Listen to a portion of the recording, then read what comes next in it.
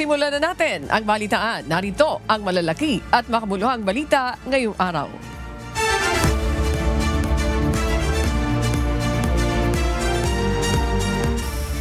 Sa unang bahagi pa lang ng deliberasyon sa 2026 proposed national budget sa Kamara kahapon, ilang kongresista ang nagbukas ng usapin kaugnay ng mga kontrobersiya sa 2025 budget. Si House Senior Deputy Minority Leader at Caloocan 2nd District Representative Edgar Erice tinanong si Finance Secretary Ralph Recto kung aware ba ang Marcos Jr. administration sa budget cuts sa 2025 budget. These budget cuts, the biggest, 3 years, 200 plus billion in 2023, 400 billion plus in 2024, and for 2025, 300 billion. Yes, just to correct. This is unprecedented. Yes. I've been in Congress for quite some time. This is my 13th year in Congress. Wala pong ganyang nangyayari. Mr. Speaker. Na binabawasan ng ganyang kalaki yung President's budget. Ano po kaya ang dahilan nito?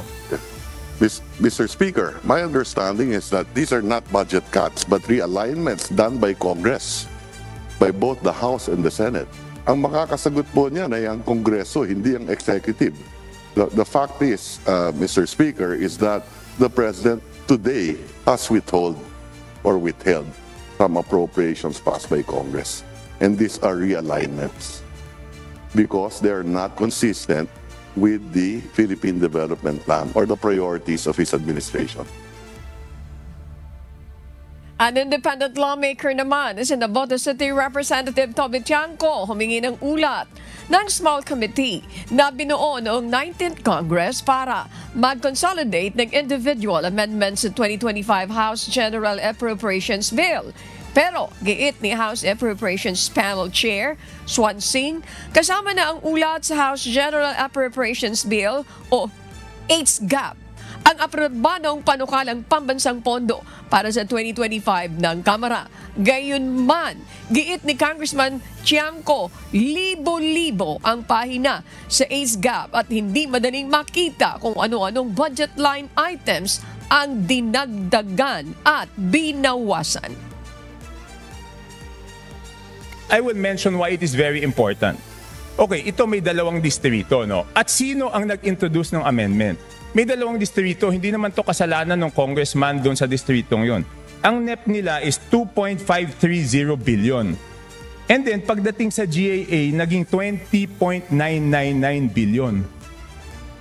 Isa pa, 1.508583 billion sa NEP. Pagdating sa GAA, 20,795. So, tapos ang pinasok lang sa BICAM dito is 5 billion and 4 billion each. So, ang napasok dun sa small committee is 13 billion, dun sa isa, yung isa 14 billion. So, sino yung nagpasok ng 13 billion na yun at saan tinanggal yun? The HGAB itself, the output of the small committee is already embedded into the HGAB itself. So, that's the report. That's the output of the small committee. It's not the report. Hataw Balita ngayon. Iginiit ni House Deputy Minority Leader at ACT Teachers Party List Representative Antonio Tino na kailangan ding maipaliwanag ng tanggapan ni Pangulong Ferdinand Marcos Jr. sa paggamit nito ng confidential funds. Anya, kung sinisilip ang questionableng paggastos ng opisina ni Vice President Sara Duterte ng nasa 612.5 million pesos na halaga ng confidential funds noong 2022 hanggang 2023, lalo na si PBBM na may bilyong pisong halaga ng confidential and intelligence funds o CIFs. Ayon sa Department of Budget and Management o DBM, nasa 4.5 billion pesos ang halaga ng CIFs ng tanggapan ni PBBM para sa 2026. Inaasahang sa Setyembre naman may sasalang sa deliberasyon ng House Committee on Appropriations ang panukalang pondo ng Office of the President para sa susunod na taon. Hamon po natin sa Office of the President na kung pinapagpaliwanag natin ang Vice President sa paggamit niya ng confidential fund, lalong kailangan ng Pangulong magpaliwanag dahil di hamak na mas malaki ang confidential and intelligence fund ng Office of the President. Hataw Balita Ngayon. Nagbigay ng katiyakan sa Department of Finance Secretary Ralph Recto na susunod ang pamahalaan kung ipag-uutos ng Korte Suprema na ibalik ang 60 billion pesos na halaga ng pondo sa Philippine Health Insurance Corporation of PhilHealth.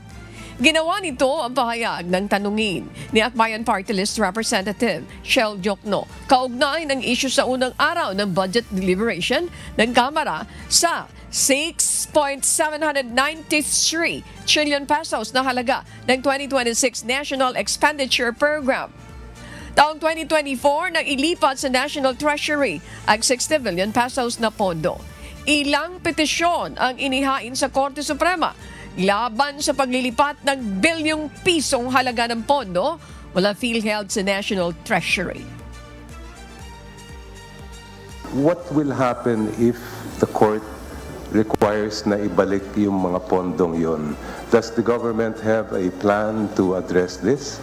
If the Supreme Court decides that the executive branch or the national government will have to return this money, then naturally the national government will comply. We will put it in the budget. That budget will be passed by Congress, and we will comply.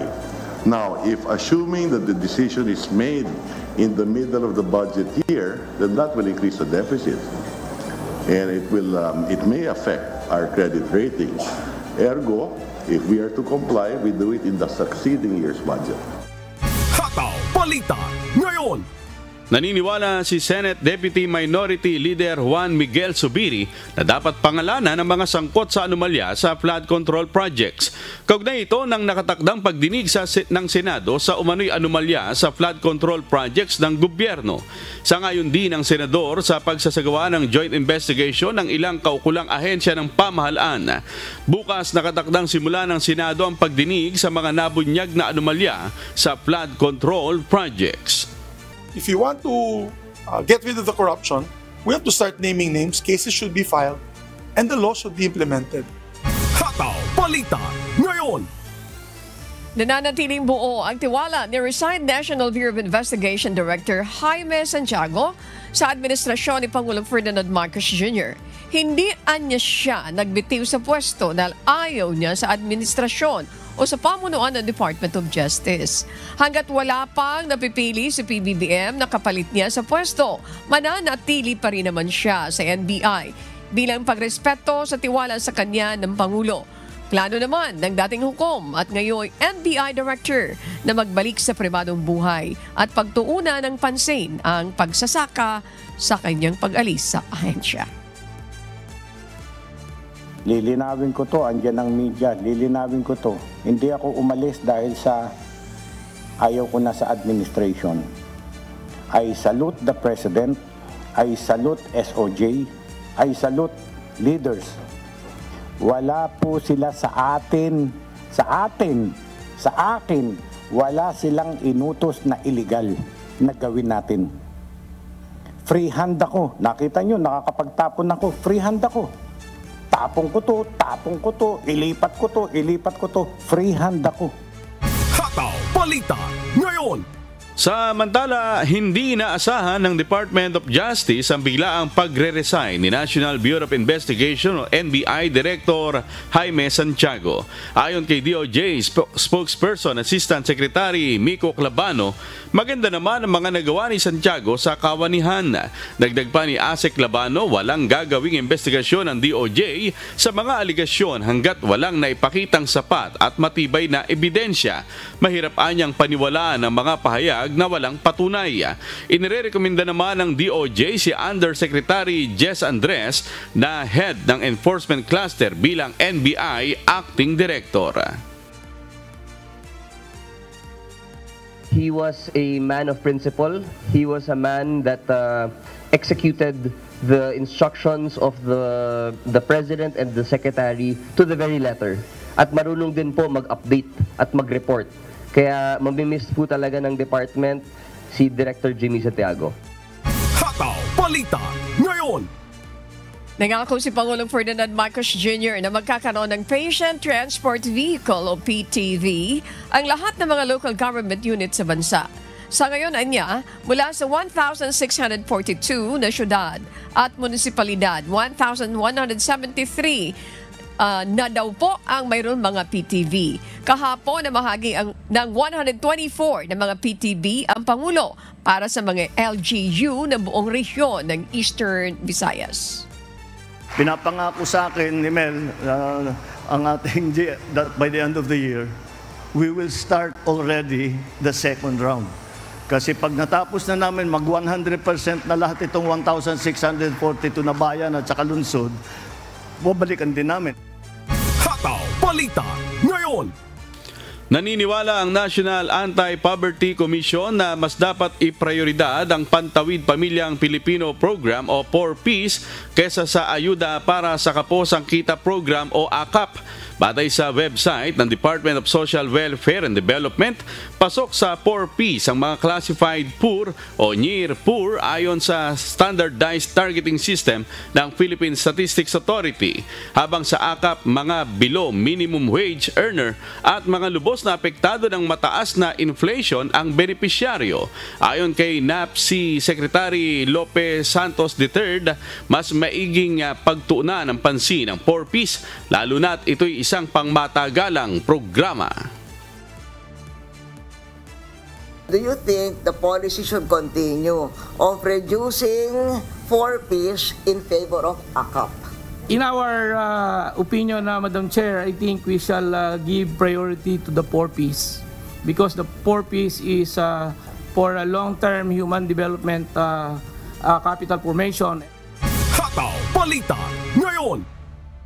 Bago matapos ang Agosto, ilalabas ng Land Transportation Franchising and Regulatory Board o LTFRB ang resolusyon kaugnay ng hiling na pisong dagdag pasahe sa mga pampublikong transportasyon. Kahapon, nagkaroon ng pagdinig sa hirit na dagdag pasahe ng mga grupong Pasag Masda, Alliance of Concerned Transport Organizations at ACTO at Alliance of Transport Operators and Drivers Association of the Philippines o ALTODAP. Humihiling sila ng dagdag pasahe dahil sa patuloy na pagtaas ng presyo ng petrolyo, spare parts at sahod ng mga manggagawa sa bansa. Ayon sa kanilang komputasyon, nasa 250 hanggang 300 pesos kada araw ang nawawalang kita sa mga jeepney driver dahil lang sa linggo-linggong oil price hike. Binigyan ng LTFRB ang mga petitioner ng 10 araw para magpasa ng kanilang datos nang sa gayon ay magkaroon ng pagkukumpara. We will also be requesting data from the former NEDA as to the impact of the fare hike. Baka ho ito yung mag-trigger ng napakalaki hong inflation sa atin. So, babalansin ho natin lahat. Una ho, yung kahilingan ng transport group. Pangalawa, yung request ng mga commuters. And pangatlo po, yung epekto ho nito sa ekonomiya. Samantalang pag nag-normal na ang aming kurudo, hindi pa rin bumaba ang presyo ng spare parts, hindi pa rin bumababa ang traffic sa ating Maynila. Isa pa ho nagpapahirap sa amin yan sapagkat apektado po ang mga jeepney drivers natin dito. Kahit naman po bumaba na or mag-roll back in terms of the fuel, yung operational cost po, once nag-increase na yan, lalo na nga po yung mga sinasabi ni Kaobet kanina na mga spare parts, the operational costs and maintenance, fees, and expenses, once nag-increase, magiging permanent na po ang increase niyan. Hataw Balita ngayon.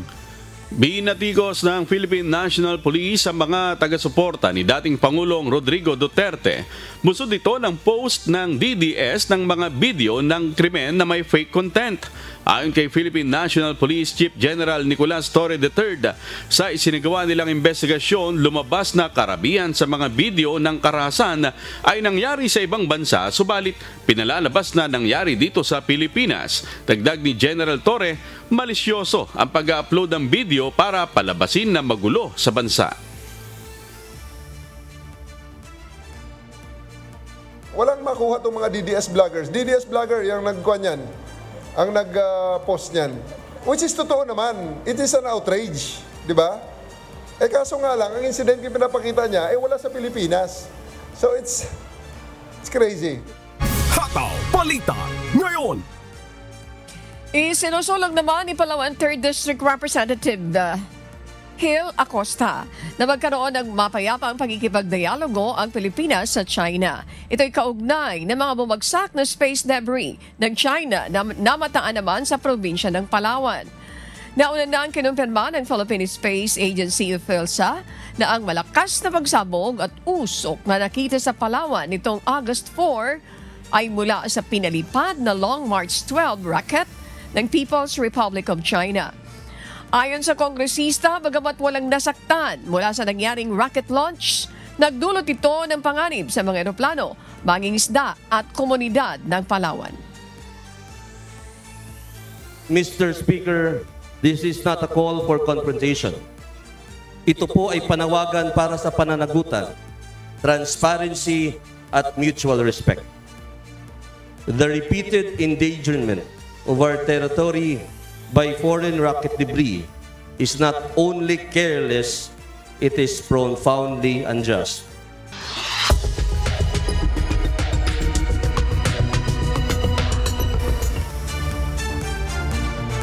Good morning sa ating dyan sa Pilipinas, sa ating mga kababayan. Sa kabila ng back-to-work order ng Canadian government, iginiit ng mga flight attendants ng Air Canada na magpapatuloy pa rin sila sa kanilang strike. Maliban na lamang kung papayag na ang kumpanya na ibigay sa kanila ang kanilang mga kahilingan. Ito ang umahataw na balita ni Erica Luzon. Mas magandang pasahod at maayos na pagtrato. Ito ang panawagan ng mga mahigit na sa 10,000 flight attendants ng Air Canada sa isinasagawa nilang strike. Sa kasalukuyang sistema, binabayaran lamang ang naturang mga manggagawa kung gagalaw sa airline. Hindi kasama sa binabayaran sa kanila habang sila ay nasa ground, nag-aasikaso ng mga pasaherong sasakay at bumababa sa eroplano. Dahil sa strike, maraming airlines ng Air Canada ang hindi makalipad at daang libong mga pasahero ang na-stranded. Sa kabila ng back-to-work order ng pamahalaan ng Canada, tumanggi pa rin ang Canadian Union of Public Employees ang kumakatawan sa mga nagpoprotestang flight attendants na bumalik sa trabaho. Iginiit ng grupo na magpapatuloy ang protesta hanggat hindi ibinibigay ng Air Canada ang kanilang kahilingan. Nagbabala naman ang airline sa mga nagpoprotestang mga manggagawa na maaari silang maharap sa personal consequences kung ipagpapatuloy pa rin ang kanilang protesta. Erica Luzon, humahataw sa balita ngayon.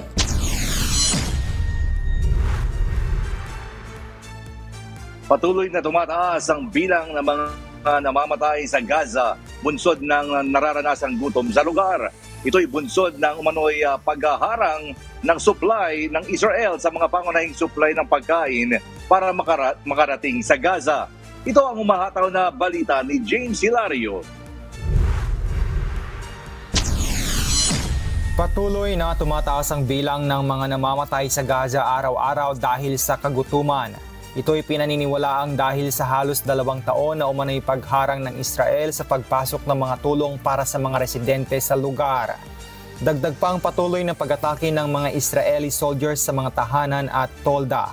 Ayon sa Ministry of Health ng Palestine nitong August 17, hindi bababa sa 263 ang bilang ng mga nasawi dahil sa matinding gutom, kabilang dito ang 112 na mga bata. Matatandaan na noong Marso hanggang sa kalagitnaan ng Mayo ay tuluyang isinara ng Israel ang mga tawiran patungong Gaza na humarang sa pagpasok ng mga pagkain, tubig at anumang tulong. Bunga ng pagharang na ito, nagkaroon ng matinding kakulangan sa supply na lalo pang naglugmok sa populasyon ng Gaza sa matinding kagutom at pagkauhaw. Kaya't kinundina ng mahigit sa 100 organisasyon kabilang ang Oxfam, Doctors Without Borders, Amnesty International at Norwegian Refugee Council ang umano'y paggamit ng Israel sa mga ayuda bilang sandata na hinahadlangan ang pagpasok sa Gaza ng mga tulong na sana'y makapagdudugtong ng buhay sa mga residente doon. Pinaniniwalaang ang bulto ng mga relief assistance ay nakaimbak sa mga warehouse sa Jordan at Egypt habang namamatay na sa gutom ang mga Palestinians. James Hilario, humahataw sa balita ngayon.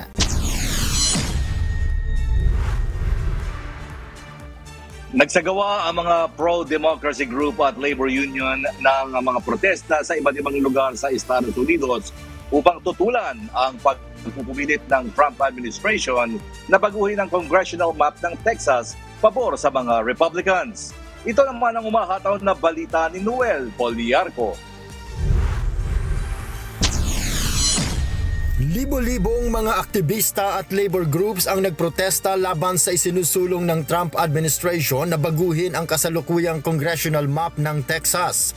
Mahigit 300 ang inorganisang protesta sa 44 na estado at sa Washington, D.C. upang pigilan ang itinakda ni Texas Governor Greg Abbott na special session para pagbotohan ang redistricting ng Texas map. Marami sa mga Democratic lawmakers sa Texas ang umalis sa naturang lugar at nanatili sa Illinois. Kung hindi kasi maaabot ang bilang ng mga mambabatas na present sa quorum, hindi maaaring ituloy ang botohan. Pinaniniwalaang ang naturang hakbang sa pagbabago ng mapa sa Texas ay may layuning palawakin pa ang kapangyarihan ng Republicans sa lugar. Samantala, ipinahayag naman ng alkalde ng California na si Gavin Newsom ang kanyang sariling redistricting plan na magdadagdag ng marami pang Democratic seats upang kalabanin naman ang impluensya ng Republicans sa Texas. Noel Poliarco, humahataw sa balita ngayon. At yan po mga kababayan na mga balita mula sa iba't ibang panig ng mundo. Mula dito sa Maryland, USA, ako po si James Bonduyan. Good morning to everyone. Hataw Balita ngayon. Maraming salamat, James Bontuyan. Samantala, makakapanayam naman natin ngayong umaga si Jail Senior Inspector Richard Balinagay, ang Acting Assistant Jail Warden ng Bataan District Jail Male Dormitory upang kumustahin ang kalagayan ng ating mga inmates dito sa kanyang nasasakupan. Magandang umaga po sa inyo, Jail Senior Inspector Richard. Good morning po, Ma'am Ani, at sa ating mga magiliw na taga-subaybay sa telebisyon. Isang mapagpalang umaga po. Maraming salamat for joining us this morning, for finding time with us. Okay. Nung pumasok po kami dito, Inspector, alam mo, namangha kami. Parang hindi jail itong lugar niya. Napakalaki, napakaganda. Kumusta naman ang kalagayan ng ating mga inmates dito, nakalalakihan, at ilan ang population dito? Ayun po, Ma'am Ani, sa kasalukuyan po meron po kaming 521 PDL na kasalukuyang nasa kustudiya namin.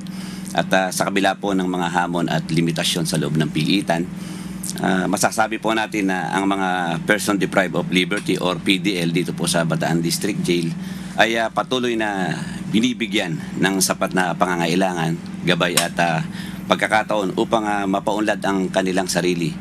Sa katunayan po niya na Ma'am Ani, ang BJMP Bataan po, ang Bataan District Jail, ay maraming programang na ibibigay sa ating mga PDL. Gaya nung meron po tayo rito alternative learning system, meron po tayong elementary, junior high school, senior high school, at higit po sa lahat yun, meron po tayo rito college education behind bars.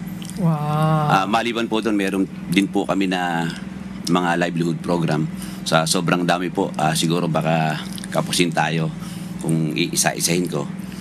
So, sa tulong at gabay po ng ating pamunuan, sa pamumuno po ng aming butihing Acting District Jail Warden na si Jail Chief Inspector Cliff Richard T. Torres, at ng mga kawani, lahat po ng kawani ng Bataan District Jail at ng mga katuwang na organisasyon tulad po nito ng MCGI, na ipaparamdam po sa kanila ang malasakit at pagkalinga hindi lamang sa aspeto ng kalusugan, kundi pati na rin sa edukasyon at spiritual na paghubog. Maraming salamat din sa binabanggit niyo. Thank you so much po, Jail Senior Inspector Richard Balinagay. Nalaman na agad natin yung kalagayan ng ating mga inmates dito, tulad po ng pagkakaroon ng mga iba't ibang mga programa. At this point po, dahil hindi naman siksikan, wala bang, kung 500 lang ito sa laki, kung i-compare natin ito doon sa mga ibang mga kulungan at talagang napaka-crowded? Wala bang natutulog dito sa sahig, Jail Inspector? Yan po ang isa sa pinagmamalaki ng Bataan District Jail, na lahat po ng PDL namin dito ay may kanya-kanya pong bed banks. Okay. Sinisika po namin na walang matutulog sa sahig, at hindi po kami katulad ng ibang piitan na napapanood sa pelikula na scheduling. Dito po kanya-kanya po ang kanilang bed banks. Okay, it's I'm happy to hear that. Now, puntahan naman natin po, syempre po sa mga kulungan may mga sakit din na nararanasan yung ating mga inmates. Dito po, anong kalimitan sakit ang dinudulog po ng mga inmates dito po? Kalimitang idinudulog po ng ating mga PDL ang mga karaniwang sakit gaya po ng ubo, sipon, lagnat, at sakit ng ulo. Mayroon din pong ilan na nakakaranas ng alta presyon, pananakit ng katawan, at iba pang lifestyle-related illnesses dahil po sa kanilang kondisyon nung sila po ay nasa laya pa. Gayon pa man po, agad po nating tinutugunan ang mga ito sa pamamagitan po ng regular na check-up. Yung pong mga jail nurse natin dito, 24/7 po ang duty nila. So regular po silang iniikutan para makumusta yung kanilang kalagayan, na sa pagbibigay din po ng angkop na gamot at mga programang pangkalusugan upang hindi lumala at maiwasan po ang pagkalat ng sakit sa loob ng piitan. Okay, so that's very important na tutulungan natin yung ating mga inmates. Now, paano po yung pagdadala nyo naman every time na may mga cases? Hindi ba yan isa sa mga challenges ninyo? Kasi ang experience natin dyan, every time na may mga hearing, yung transportasyon at iba pang mga pangangailangan ay kalimitan. Yun po ang nagiging problema nyo. So far, tell us, dito po sa Bataan District Dito po sa Bataan District Jail, meron po kaming escort team na siyang in charge po sa pag-escort or pagdadala po ng mga PDL namin kung sila ay may court hearing at sa iba pang ipinag-uutos ng korte. Aside from that po, if yung pong PDL is ma-assess namin na merong panganib o banta, so meron din po kami ditong STAR team. Yun po yung elite unit ng BGMP. Kung hindi po familiar yung iba, yun po yung counterpart ng SWAT sa PNP. So kung kukulangin pa rin po yung pwersa namin, nagre-request po kami sa regional office ng augmentation for escort. Gaano po, if I'm not mistaken, 80% naman nakakulong dito related sa drugs. Yes. Mayroon kayong itatayong rehabilitation dito sa lugar? Yes po. Bali, yun po yung napagkasunduan ng Treatment and Rehabilitation Center dito sa Bataan, between Bataan District Jail and TRC.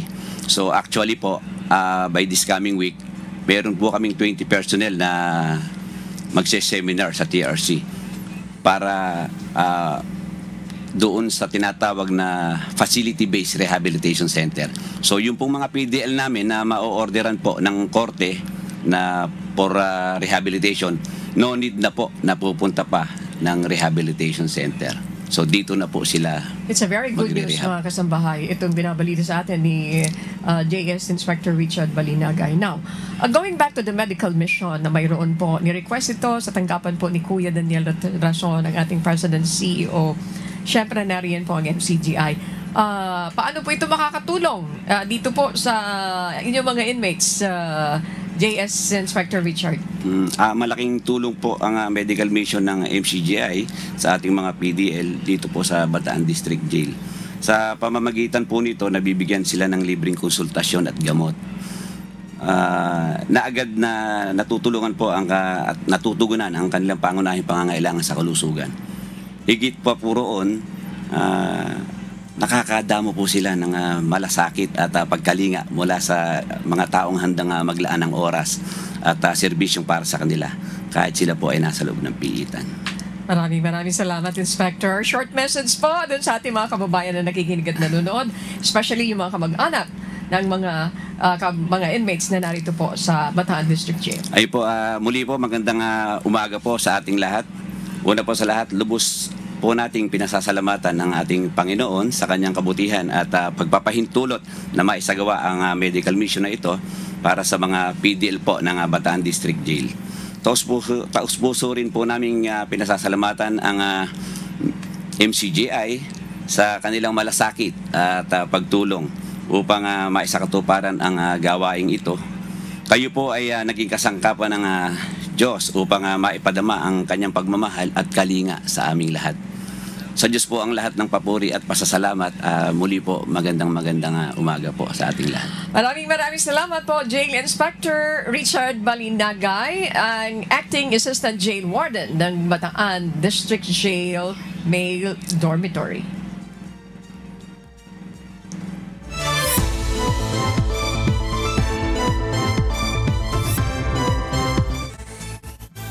Tumanggap ang 158 magsasaka o agrarian reform beneficiary sa Tulunan, North Cotabato ng kanilang mga titulo ng lupa.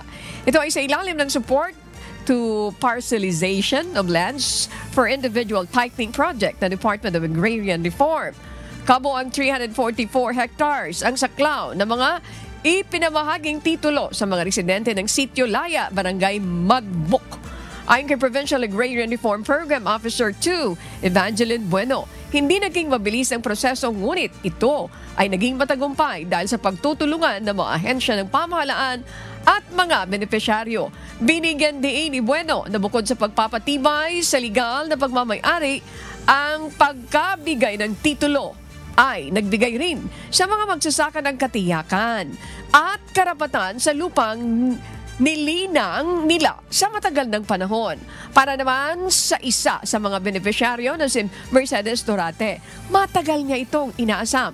Ngunit sulit naman ang titulo na kanyang natanggap at malaki itong tulong upang magkaroon ng maayos na bahay ang kanyang pamilya. Hataw Balita ngayon. Hindi nagdalawang isip ang dalawang pulis upang sagipin ang isang 66 anyos na lalaki matapos itong mahulog sa malalim na bangin sa Diversion Road, Barangay Nebu, Valencia City. Kinilalang biktima na si Saturnino Pacquiao Aballe, 66 na taong gulang at residente ng Handoman, Nebu, Valencia City. Batay sa investigasyon, binabaybay ng biktima ang Diversion Road mula sa Barangay Nebu papuntang Valencia City proper nang mawala ng kontrol ang minamanehong motorsiklo at sumalpok ito sa konkretong harang at tuluyang nahulog sa bangin. Agad namang rumesponde ang dalawang pulis na kinilalang sina Police Staff Sergeant Dennis Serna at Police Corporal Jim Lu Bongay na parehong nakatalaga sa Valencia City Police Station. Pinasa ng isang pulis ang biktima sa kanyang balikat upang iakyat at mabigyan ng paunang lunas. Agad namang sinugod sa ospital ang biktima. Hataw Balita ngayon.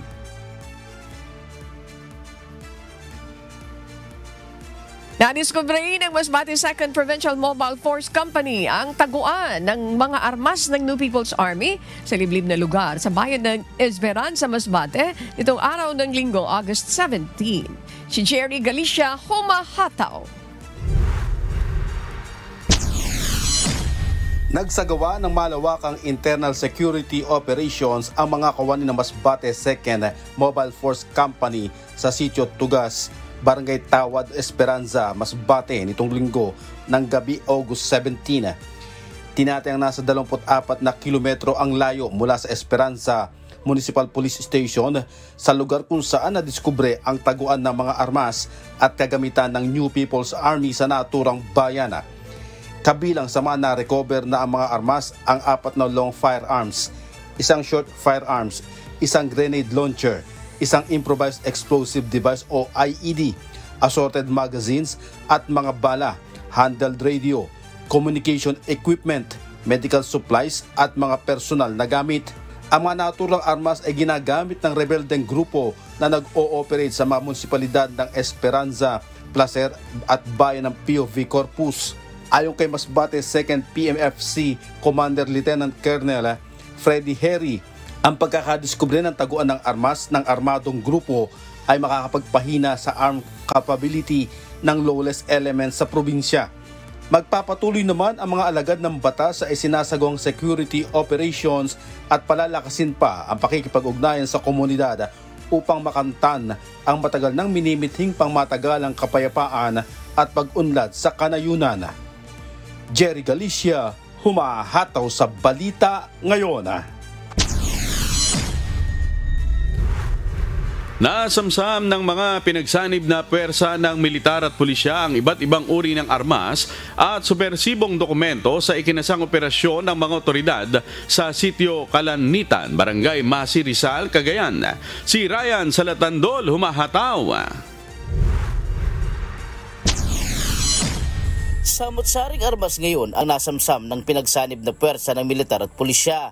Kabilang sa mga nakumpiska ang isang MK fragmentation hand grenade, isang homemade shotgun, isang service caliber 38 revolver, 7 rifle grenade, 27 bala ng 5.56 mm, isang Colt MK4 caliber 45 pistol, isang para 1911 pistol, 2 caliber 45 magazine at ilang mga subversibong dokumento. Ang operasyon ay pinangunahan ng Bravo Company ng 17th Infantry Do or Die Battalion, katuwang ang Intel Section ng 17th Infantry Battalion at ang Hanay ng PNP Rizal, 112th Special Action Company, Special Action Battalion, 1st CPMFC at 22nd RMFB units.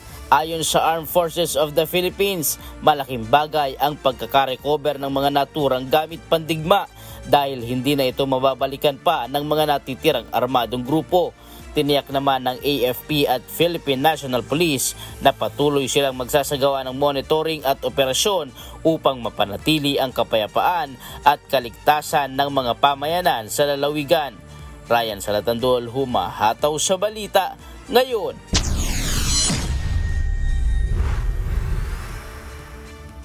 Makakasama naman natin ngayon si Jail Senior Inspector Riza Fuentes, ang Acting Assistant Jail Warden ng Bataan District Jail Female Dormitory upang kumustahin ang kalagayan ng mga inmate na kababaihan. Magandang umaga po, ma'am. Thank you for joining us this morning. Ulitin natin, ma'am. Ayan. Magandang umaga po. Maraming salamat po. Ma'am, pwede i-correct. Okay. Ako po yung Acting District Jail Warden I'm mismo very po. sorry. Acting District Jail Warden ng Female Dormitory po. Acting District Jail Warden. I'm sorry po. Maraming salamat. Thank you po. Jail Senior Inspector Riza Fuentes, you are the Acting District Jail Warden Jail Warden ng Female Dormitory. Yes, thank you very much. Ma'am, unang itanong ko sa inyo, kumusta yung kalagayan ng ating mga inmate na kababaihan? As of the moment po, okay naman po. Maganda po yung kalusugan ng aming mga residente ngayon. Although kailangan po ng palaging check-up or para pangkalahatang kalusugan nila. Kaya kami nagre-request ng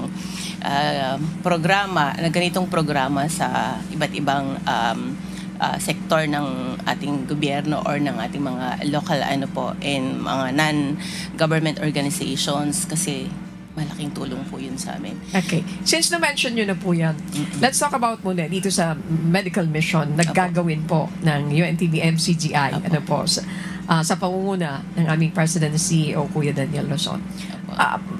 Ano pong tulong ang magagawa niya doon sa mga inmates natin? Sa aming pong mga residente, malaking tulong po siya kasi bagamat kami po may mga programa regarding sa health, kulang pa rin po kasi yung naibibigay sa amin sa pamamagitan po itong programa nila na malaki po siyang tulong kasi matutugunan po yung kakulangan sa aming mga programa, lalong-lalo na po sa kalusugan. Ayan. Akala ko ba nininervyos ka kanina, pero ngayon tingnan mo naman magsalita ka, ha? Relax na relax. Ayan. You are nurse by profession? Yes po. Ayan. Opo. Okay. Now, kalimitang sakit na idinudulog dito po? The usual po yung mga hypertensive, ganon. Meron din po kasi kaming mga PDL na buntis. Okay. So, syempre wala po kaming OB. Ito, kung may regular, although napapacheck up naman po namin, iba pa rin po yung pangkalahatan na ma-check up lahat ng residente namin. Yun, and sa inyo po is kumpleto. Pag nagdala, whole package talaga. Kaya tuwang-tuwa po kami and kada request namin talagang outright po na napagbibigyan kami. Maraming salamat. And if I'm not mistaken, your requests was forwarded. That was July. Pero may bagyo lang, kaya medyo naantala. Actually, sabi nga po ni Sir Melanio is nakaready na yung mga doktor. Kaya lang, due to the recent bagyo po is kaya kaya nagpapasalamat po kami at na-push through po siya ngayon. Okay. Ma'am, matanong ko lang po kayo. Let's talk about projects ng para doon naman sa mga inmates nating kababaihan. Kung ano man pong mga project na meron ang mga kalalakihan, ganoon din po sa amin. Like for example, sa education po, meron po kaming ALS Elementary, High School, Junior High, and Senior High sa tulong po ng DepEd Bataan. And then meron po kaming college education behind bar sa tulong po ng BPSU. And sa college education behind bar po, meron po kami as of the moment 6 na kababaihan nag-aaral ng Bachelor of Science in Midwifery po. Yun. Hindi ka ma'am nervyos. You feel relaxed. At this point, short message sa ating mga kababayan na nakikinig at nanonood, especially yung mga kamag-anak ng mga inmates natin ngayon dito sa Bataan District Jail. Bago po ang lahat, gusto kong taos-puso po ako nagpapasalamat sa pamunuan ng MGCI, sa MCGI po sa pagpapaunlak niyo po sa aming imbitasyon, sa walang sawang suporta.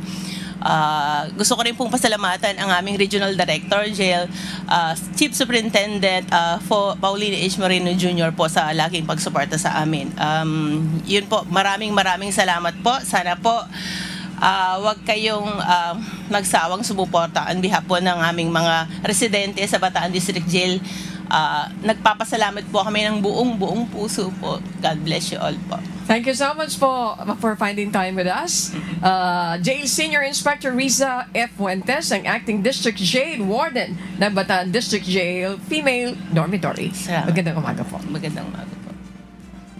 Mga kasambahay, kung may mga storya po kayong nais balikan sa Hataw Balita ngayon, pwede niyo po itong muling mapanood sa aming official social media account. Magtungo lamang sa UNTV News and Rescue YouTube channel at click ang subscribe button. Gayun din po sa aming Facebook at TikTok accounts. Mapapanood nyo rin rito ang iba pang news programs ng UNTV, pati na po ang iba pang video ng nag-iisang public service channel. Kaya tara na! Subscribe, like, and share. At sa aming ibabahaging mga salita ng Diyos na ating sandigan mula sa Job Kapitulo 34, Talatang 4. Ating piliin sa ganang atin ang matuwid, ating alamin sa gitna natin kung ano ang mabuti.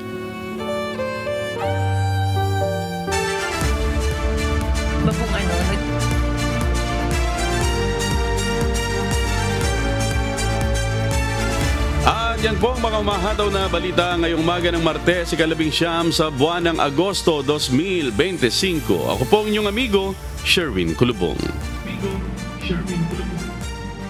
Sa ngalan po ng lahat na bumubuo ng UNTV News and Rescue, UNTV, Radyo Labandan 1350 at ang ating mga correspondent mula po sa Pilipinas at sa iba't ibang panig ng mundo. Ako naman po si Annie Renton. At dito sa UNTV at UNTV Radyo Libertad 1350, Diyos ang aming sandigan, serbisyo publiko ang aming pinahahalagahan. Susunod na po ang Good Morning Kuya. Salamat po sa Diyos at magandang umaga.